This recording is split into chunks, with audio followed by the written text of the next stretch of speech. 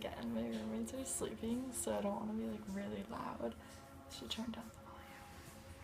But let me get closer to it.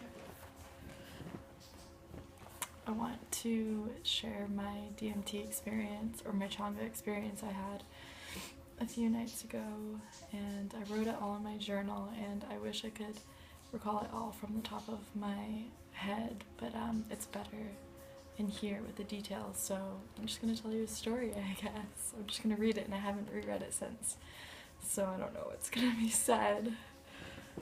Okay. January 15th, so I guess that was a long time ago, I guess. January 15th, 2017. One of the strangest DMT experiences I have had before. There is nothing that specifically stood out to me other than the fact that I am the mediator, the creator of all that I experienced. I experienced what it is to be a god, having a human experience on this earth. I had a lot of realizations and affirmations of things in this life I have previously dived into. There were moments of total fear and anxiety, but there was this overwhelming feeling that I was creating it, so I had the power to alter it. I saw myself clearing... Sorry, a lot of this I can't read my handwriting. Clearing for the first time. Everything around me was forever continuing onwards because I was allowing for it to be there.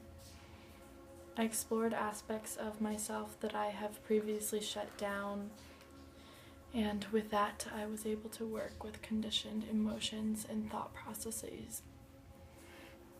I experienced, especially with Changa.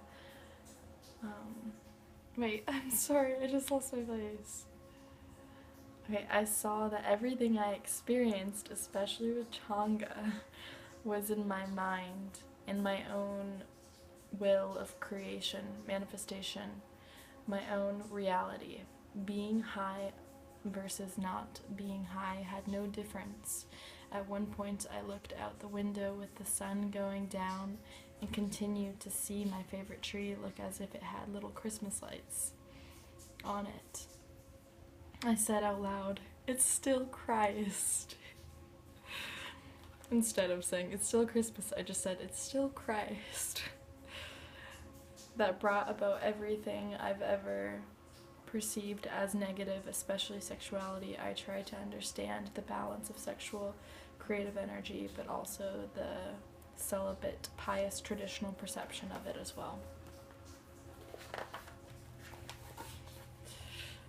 This brought me to the energy of kundalini. It was like electricity running up my spine with each breath, calm, with each breath, each chakra point.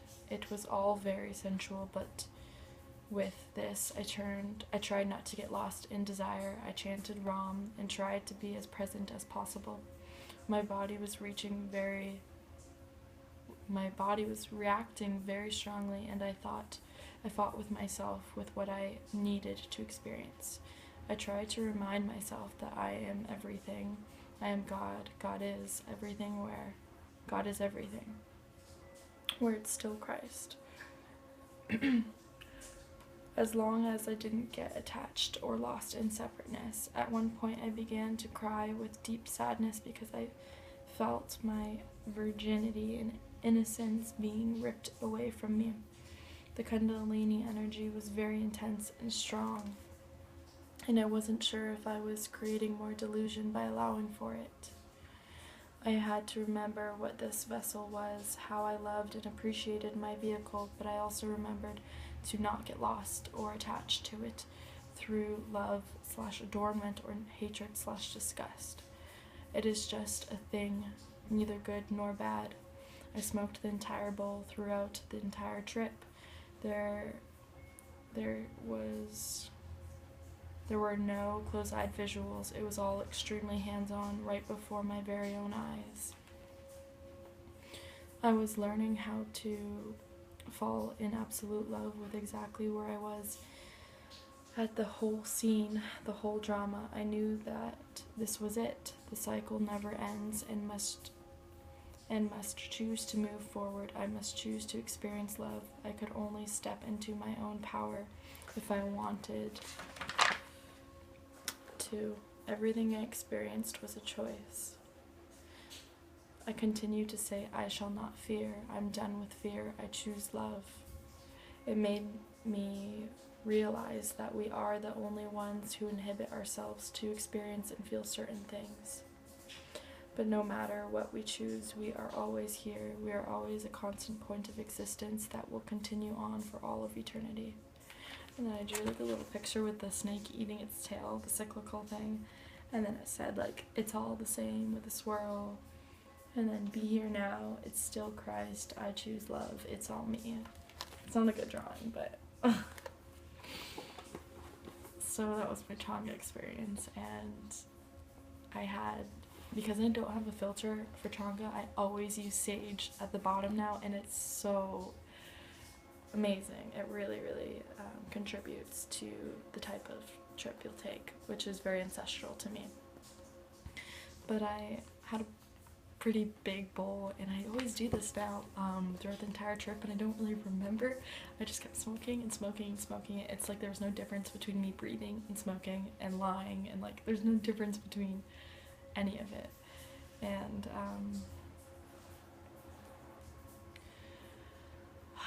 coming out of it, I felt that I reconnected with a part of me that I've repressed or suppressed for a very long time.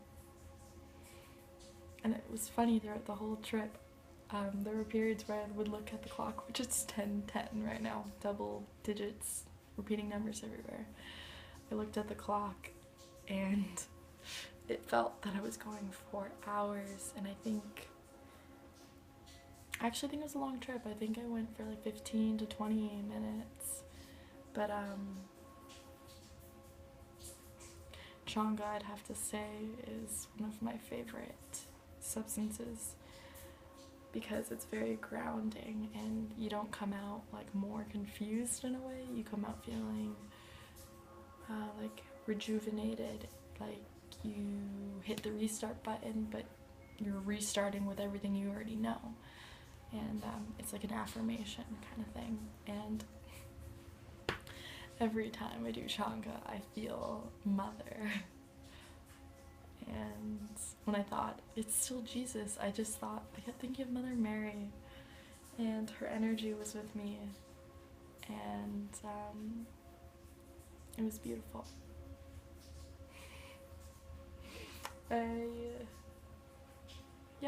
I guess that's all I want to say, and I know like reading from my journal's not as exciting as verbally telling you how it went, but it's the best way for me to tell you guys of my experiences, because honestly I've only even like told you like a quarter of my psychedelic experiences, and without journaling you guys would hear none of it. But yeah, lately I've been just taking a lot of medicine so it's really hard to keep track. There are a lot of trips that I wanted to share with you, but it just didn't happen. So I hope this journal reading is better than not sharing it. And yeah, thank you.